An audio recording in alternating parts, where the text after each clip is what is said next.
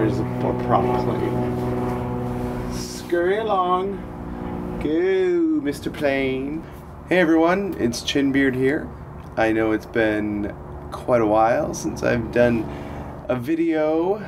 There's a good reason. I've been very sick. You can probably still tell. My voice is kind of shot from coughing non-stop for the last week or so. I wanted to take the opportunity to finally chime in on the full 6 episodes of Heroes of Cosplay. I know it ended a couple of weeks ago, but again, I have been bedridden with the death flu. What I really want to do is sort of point out the things about cosplay as a culture and as a hobby that the show really nailed.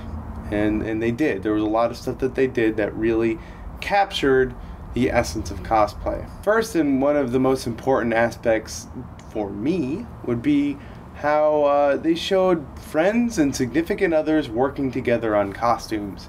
I know that I work with my wife on costumes that we do together all the time, and whenever I have the chance, I will do costumes with my friends, and whenever I can get them in the shop to work with me, it's even better.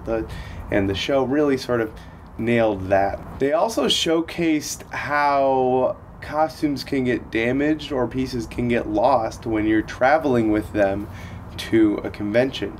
I traveled to the East Coast for PAX East and for Dragon Con, and I went down to San Diego for the International Comic Con. So I have a lot of experience dragging costumes through the airline or mailing them, and I can understand how things get lost or damaged in that process and how you have to deal with that when you get to the convention. And they definitely showcased that happening on the show. And I feel for the people who lost parts or stuff got broken, because that sucks. Another thing that came up a whole bunch on the show was being sick at a convention or in costume. I know at one point Becky damaged her eyes somehow, which was terrible. Jessica got really sick. Ricky got really sick. I can sympathize. At Dragon Con this year, I tried to go to the parade in my full-on Druger costume, and I was overheating really bad, like dizzy. Part of that might have had to do with how much I had to drink the night before, but whether it's self-inflicted or if you're just sick, then yeah, it sucks trying to go put a whole costume on and going out into a convention like that. And they showed that for sure.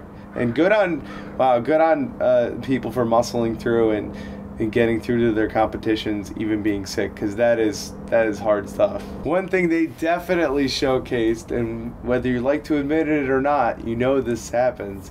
Working on your costume until the wee hours of the night before the convention. I know I have been guilty of showing up to a convention with my armor still smelling like spray paint, or finishing that last piece in the hotel room the morning of going there. That was a theme that popped up pretty frequently, and I know that we can all sympathize with that aspect. They also showcase a lot of the technical issues that can crop up when you're building a costume. Well, most of the time we're building prototypes, things that have never been built before, and technical things like machinery breaking or a mold being done improperly or having communication issues when you're building something with someone else. These things happen all the time when you're making your costume, and they definitely showcase those things on the show. Whether we like to admit it or not, they also showcased a lot of the drama that's kind of inherent in our community, especially when you bring competitions into the mix. It happens that people are going to get upset at each other, whether it's justified or not, and some of it was manufactured on the show, but a lot of it was also kind of inherent. For the big old Jessica Negri versus Yaya Han baloney, Yaya actually posted a video, I'll put a link somewhere, where the two of them got together and kind of made giggles and fun at the whole that whole idea, because they are buddies in real life, and it's fun to see that they don't let that get to them. So go check that out for sure. They also really showcase the passion that people put into their cosplay. And it's obvious when you watch people going through the heartbreak of building their stuff and having pieces missing, or trying really desperately hard to win a competition. The passion is there, and that definitely came through in the show. One thing that I've liked very, very much in the very end of the last episode, Jessica had a speech about how no matter what, we do this because it's fun, and we do this because we want to do this stuff with our friends. I like that message. I like that they kind of ended on that message. I kind of wish that the entire show sort of embodied that message, and instead of just sort of making it a tagline at the end of the show. But I'm glad that was in there, because that's what it's all about for me. It's all about having fun with your friends. So what's next? Are they going to make a second season? I don't know. It would be really cool if they did, I think. They could definitely make a lot of improvements. And I hope that they take the opportunity to put a lot more emphasis on the creative process. I think that most of the feedback I've heard from other people has been, I want to see more of the creative process. What do you think?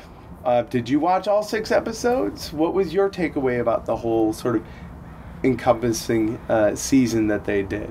I want to hear about it. Let me know in the comments down below, or tweet me at Chinbeard, or just send me a message over on Facebook at facebook.com/punishprops. That's all she wrote, guys. I'm going to go start getting back to work despite my voice being completely shot. I am on the mend, and I am digging through a bunch of work in the shop. I'll be finishing my Dread helmet here pretty soon, and I'll get that video posted in the next few days, so look forward to that.